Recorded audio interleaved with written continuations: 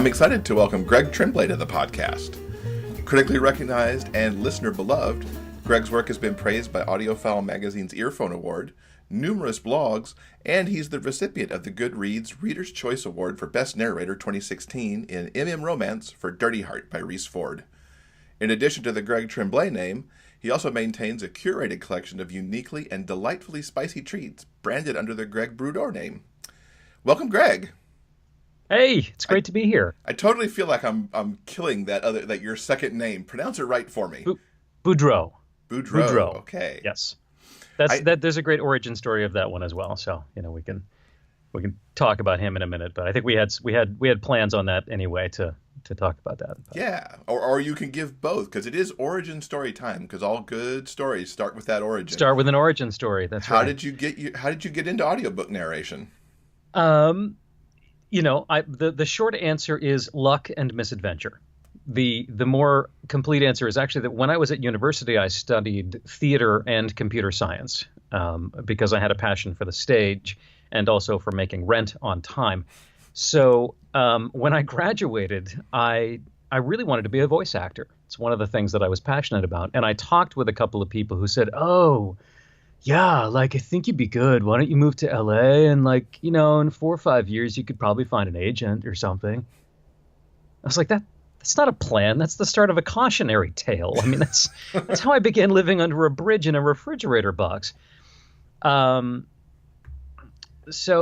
I kind of set that aside, and I followed my then girlfriend and now wife to Ithaca, New York, because she wanted to work on her PhD program. And I had nothing else to do. I had no other ideas. So I did IT stuff because it's kind of the modern factory job. It's like, what do you do? I work in IT.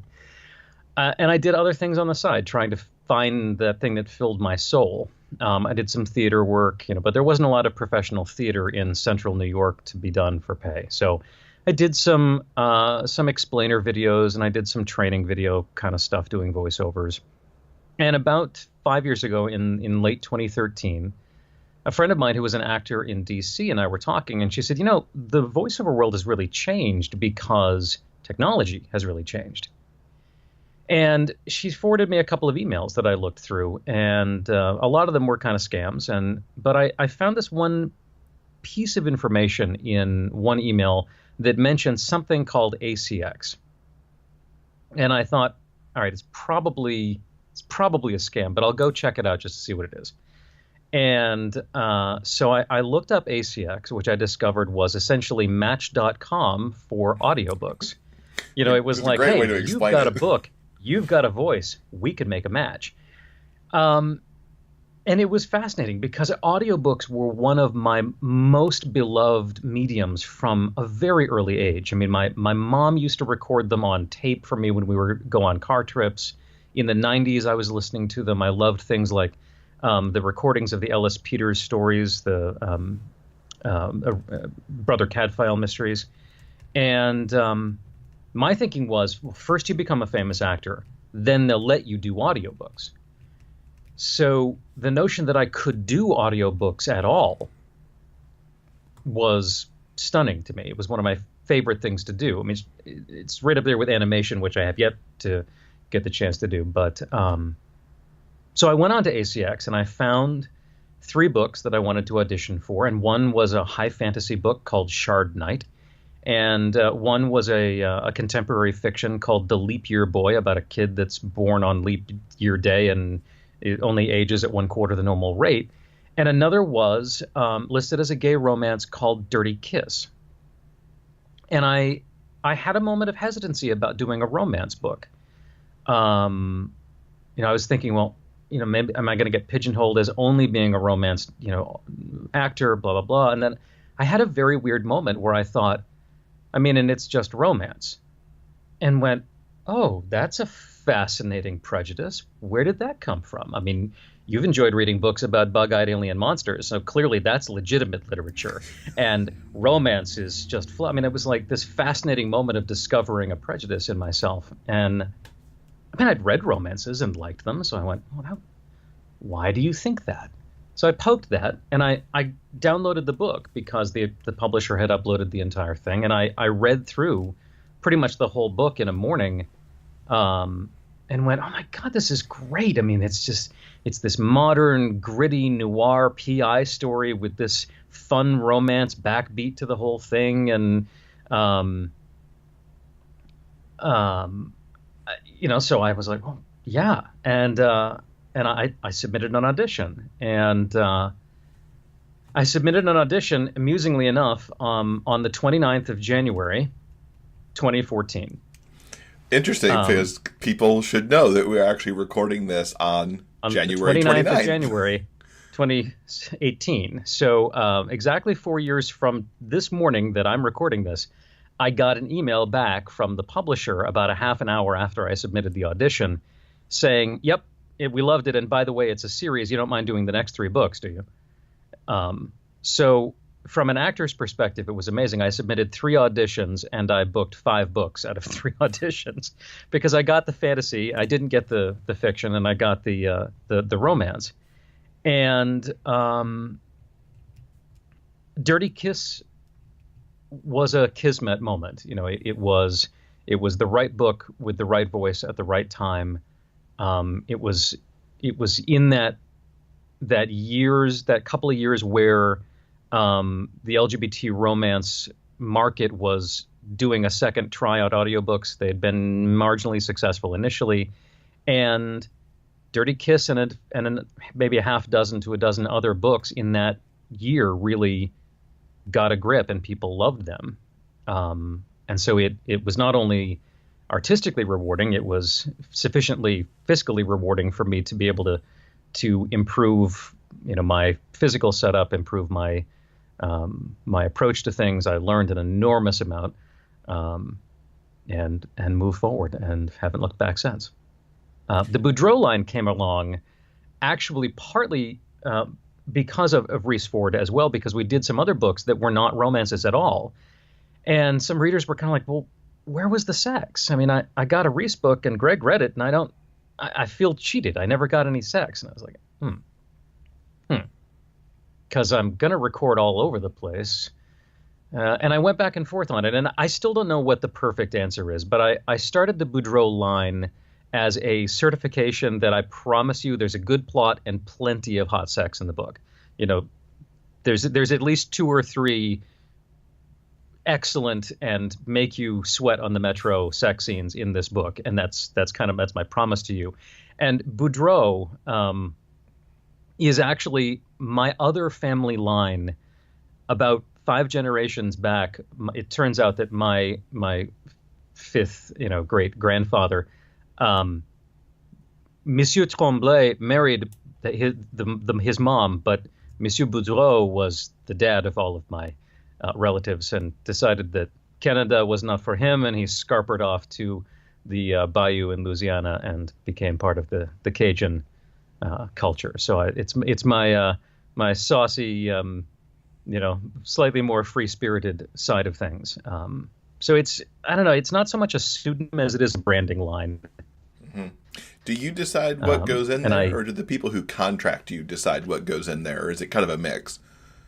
I mainly decide what goes in there. I'm moving more and more of my, if it's explicit at all, romance in there. Just but I mean, if it's sort of like a sex scene or if everything's happening off page, it'll be under a Tremblay, just because I don't want to, I want people to know that if what they're after is good sex, they're in the Boudreaux line, and in the Tremblay line is everything, nonfiction and sci-fi and fantasy and rom-com and what have you. So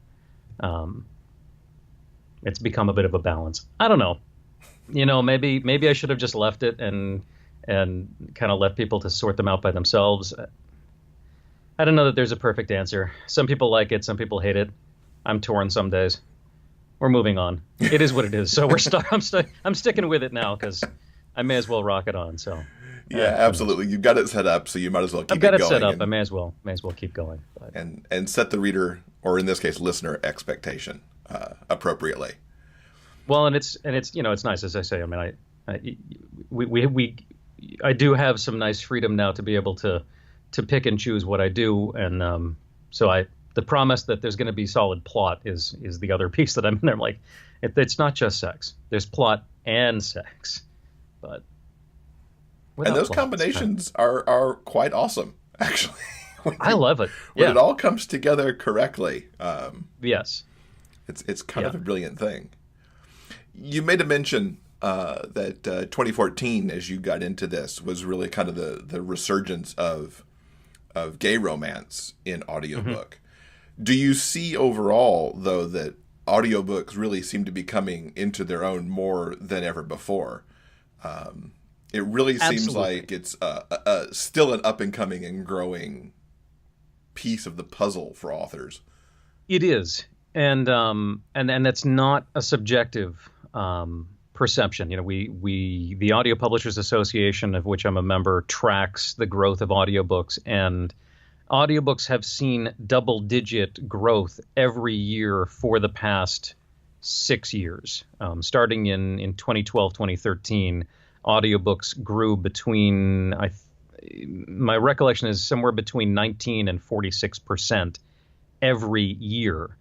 I don't think that level of growth is infinitely sustainable. There will be a time when that will start to taper off, and the growth rate will not, they'll continue to add new titles, but we won't continue to add the velocity increase of new titles that we're adding. But it's certainly a medium that has gained enormously, and I think really what that is the result of seeing technology availability meld with artistic skill.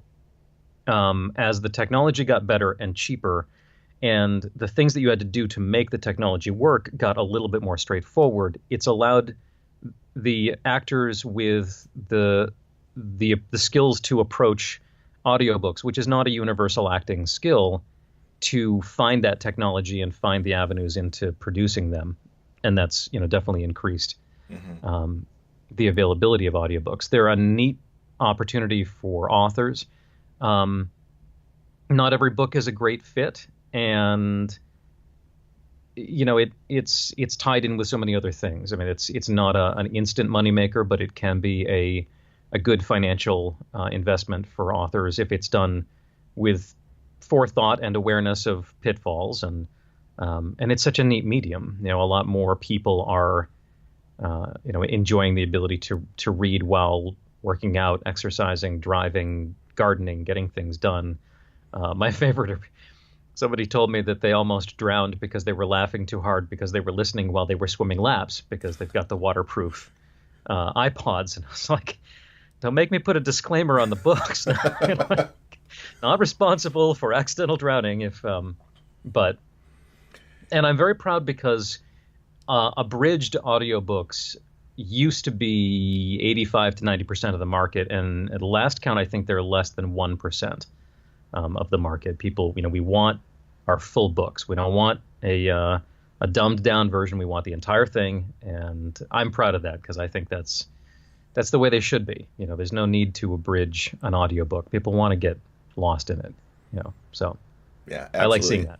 I never understood the abridged thing. I don't need the Cliff Notes version. I want the whole thing. I mean, when they were being recorded exclusively in expensive studios by big name actors and recorded on expensive media, I could see cutting a 9-hour book down to 2.5 just because they wanted to, not charge $150 for them. But now it's all download. Forget it. Storage is cheap.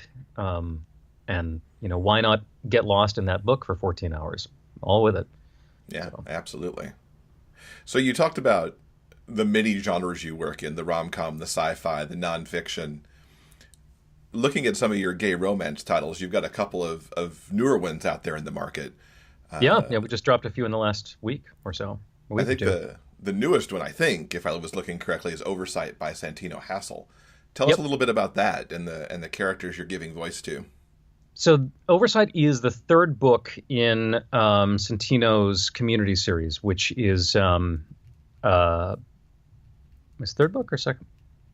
Oh, there's Insight, Oversight, and Sightlines. So I guess Sightlines is yet to come out. It's a 3-book series, and it's a paranormal.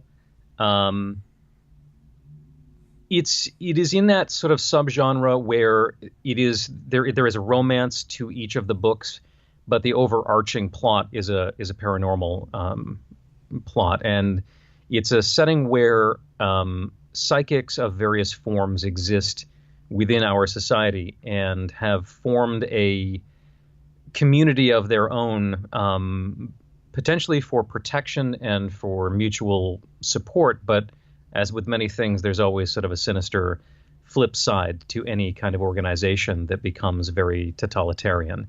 So the books, each book follow one pairing within the community that are connected through bloodlines and misadventure that are both fighting for the safety of the person that they've finally found, who is that person that can plug in with them and be their partner, and also the safety of their community and their friends. The LGBT themes that sort of plug into it are nicely enfolded because the characters themselves are all either empathic, telepathic, precog, postcog, a little bit of telekinetic. And so they, within society at large, are marginalized. And there's a little bit of, we pull in and protect and comfort the marginalized in society because many of these psychics are believed by their families to be schizophrenic or to be otherwise mentally incompetent.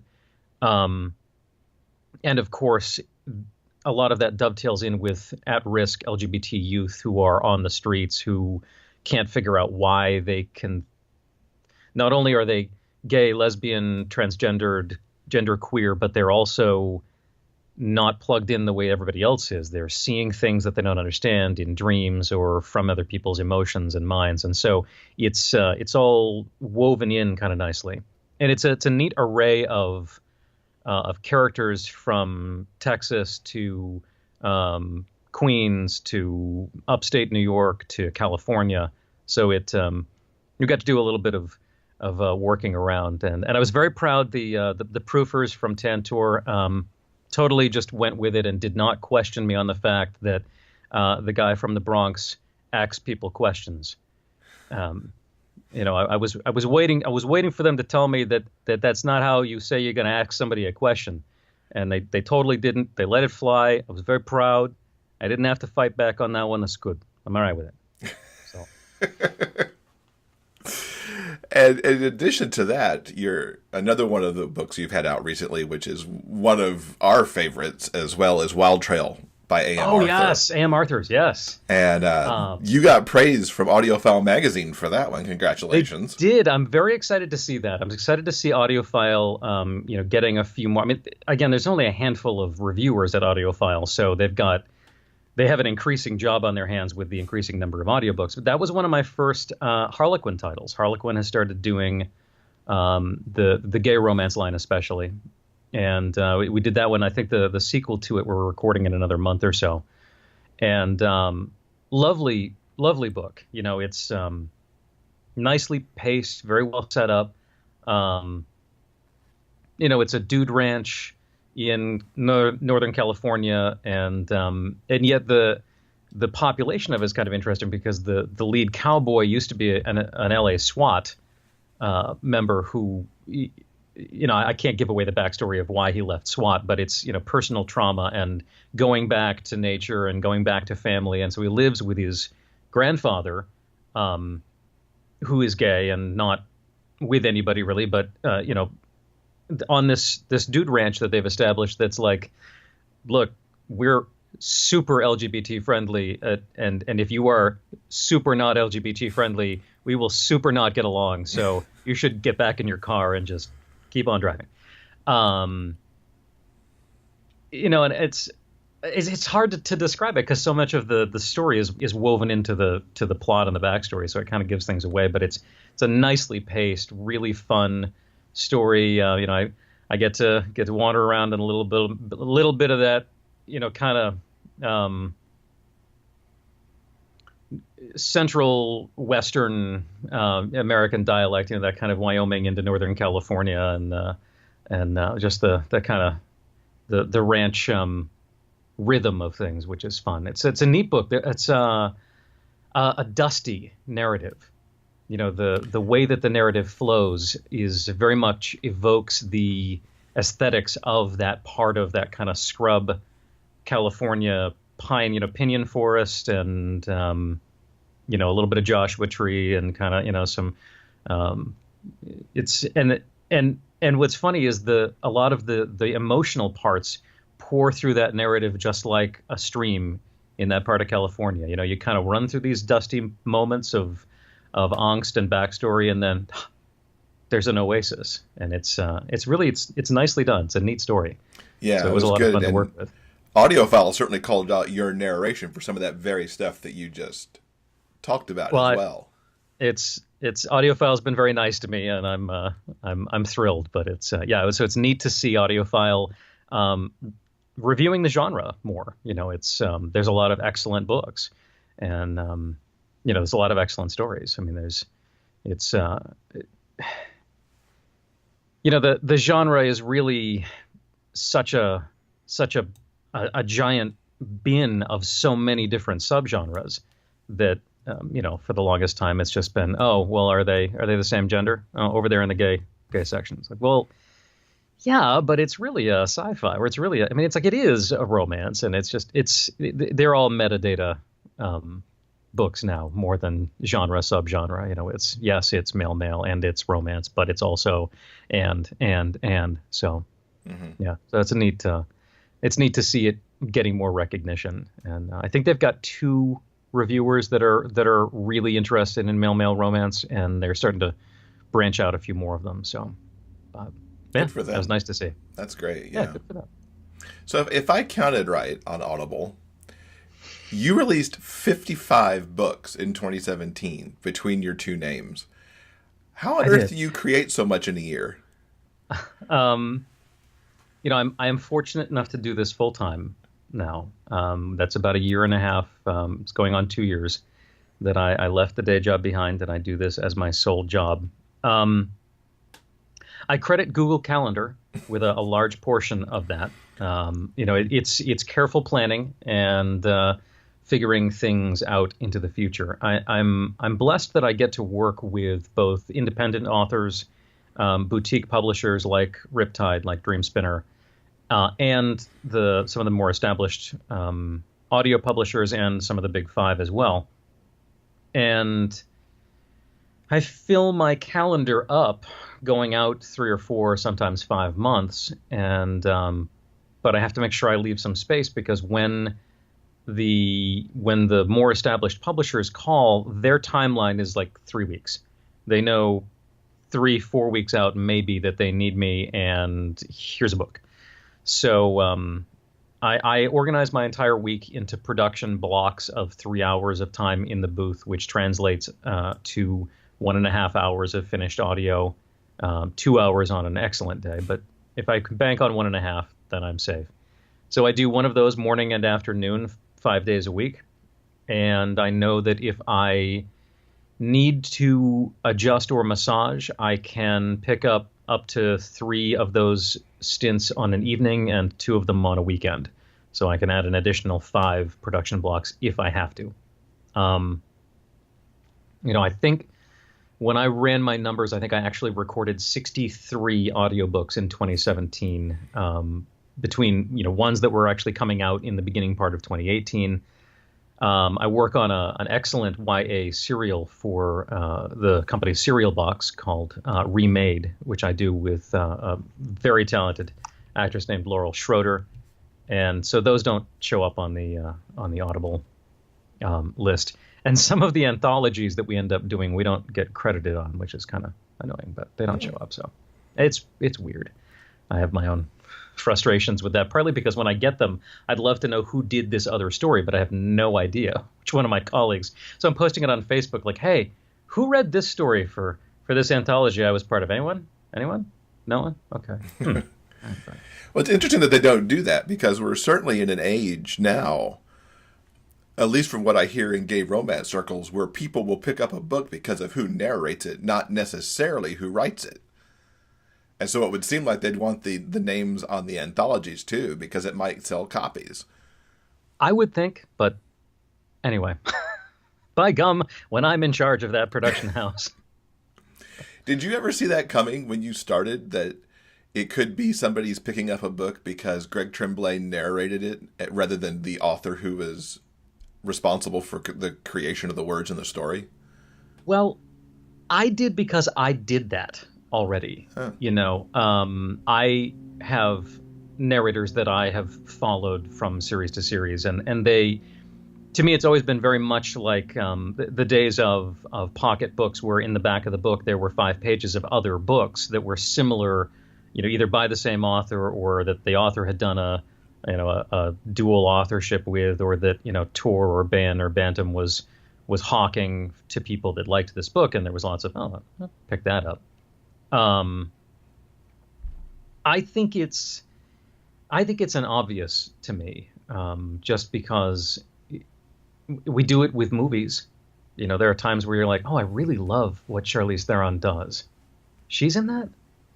I'll give that a try. Why not? I wasn't really sold on it, but sure, she's always amazing in it. And oh, Carl Urban's in it too. Oh, all right, I'm going to go see, and so I think that it makes sense to me that we would follow authors down their series line. We would follow their recommendations when they're talking up books. And if we like the way that an author and a narrator go together, that we would say, oh, I liked that, and let me see, what else that narrator plugs into well. So I get it, but how do you decide what books to do, and to where to put your recording blocks? I will say for the offing that I'm not in such high demand that I'm having to choose between 20 books to only do one of them.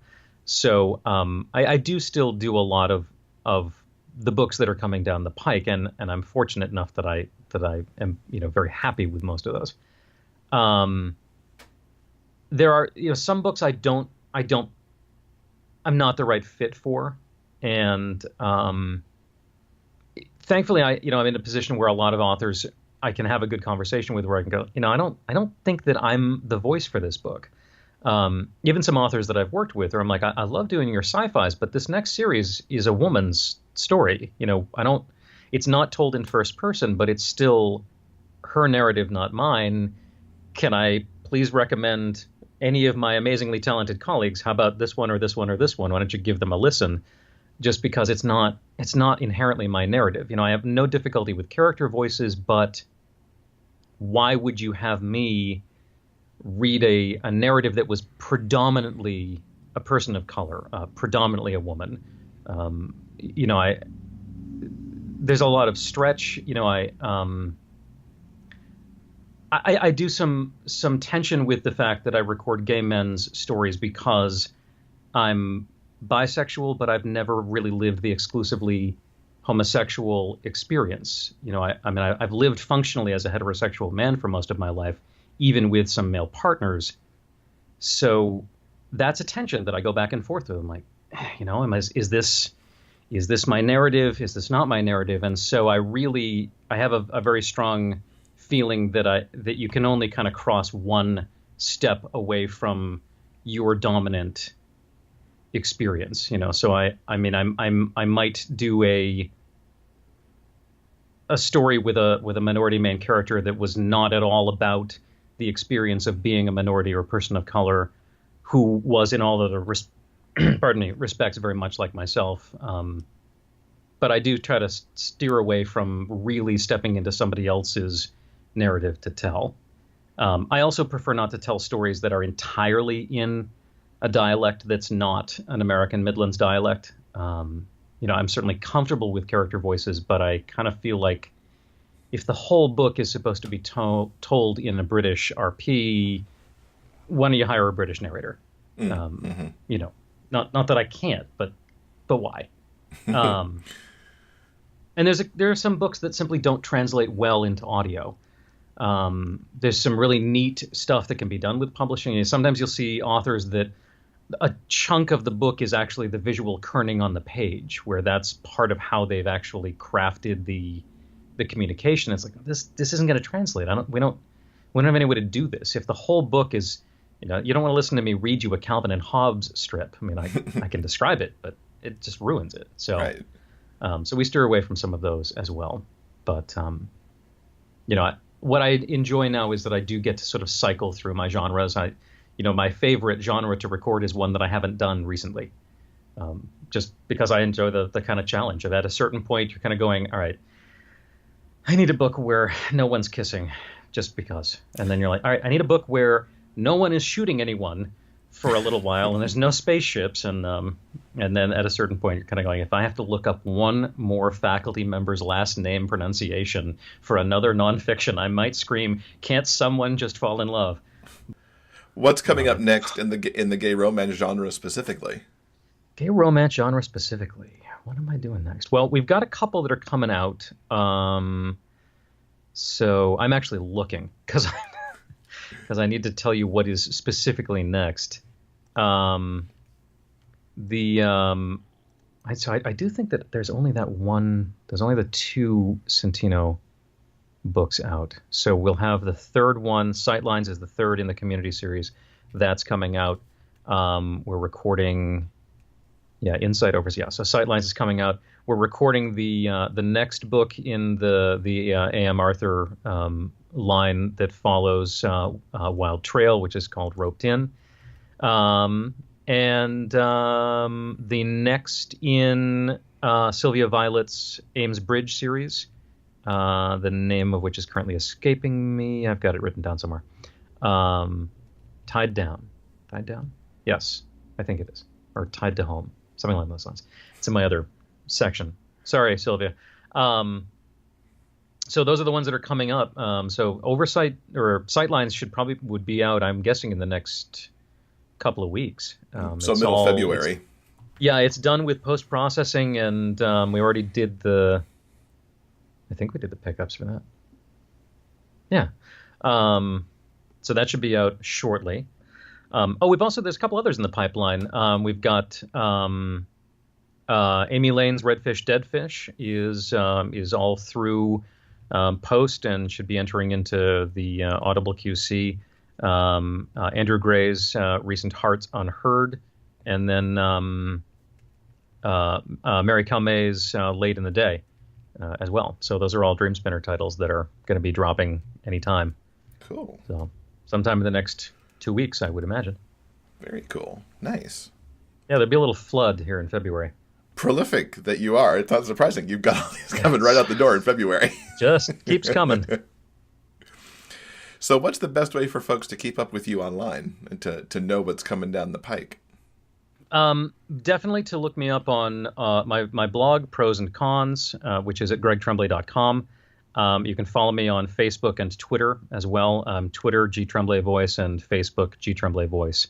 Those pretty much all get the same content flowing out. So whatever your social media platform consumption preference is, that would be the way to keep in touch, and also to get in touch. I feel free to drop me lines and reach out. I love to say hi, and you can usually catch me via Facebook Messenger at any given moment. I'll just if I'm in the booth, it'll be an hour or so before I tag you back, but I'll be around. Very cool. Now, we're very excited that you've got a giveaway for our listeners. What do they have the chance to pick up from you? Well, I think what we're going to do is I've got some Audible codes that I can give away. So we can give away a couple Audible codes. And I've also got, fortunately now, I got CDs of some of my work. So perhaps your grand prize winner can pick from a CD that I will happily send to them. If you'd like me to personalize it, I can do that. In my hot little hands at the moment, I've got some titles that are completely lacking in gay romance. I gave away most of my gay romance titles when I was on the road, which is annoying. But I've got one of the Smoke and Sin series by Alexi Black and Shayla Black and Lexi Blake. An excellent YA if you want to branch out into a scythe. And if you want to go with the nonfiction route, there's Pandora's Lab. If you'd like, your grand prize winner can pick one of Santino's books. It's just going to be a few weeks until I get my copies in. So we'll kind of see how that goes. But it's very cool. It's kind of like you're a rock star being able to give out CDs to people. It's fun. It's fun to have CDs. Well, Greg, thank you so much for spending some time with us. It's been great chatting with you. Absolutely. It's been great being here.